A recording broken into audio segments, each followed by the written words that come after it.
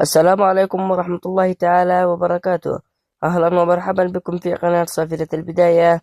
إليكم في هذا الفيديو الجديد الذي سوف نتحدث عن موعد المباراة والتوقيت والقنوات الناقلة للمباراة القادمة التي ستجمع بين نادي مولودية الجزائر من أمام نادي شبيه القبائل في الجولة 21، بينما كانت نتيجة الذهاب 1-1.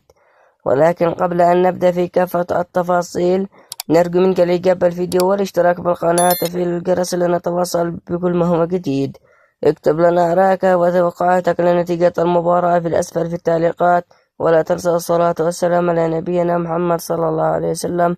ستقام المباراة بتاريخ الخميس الموافق 2026 شهر 2 يوم 26 في تمام الساعة 5 مساء بتوقيت مكة.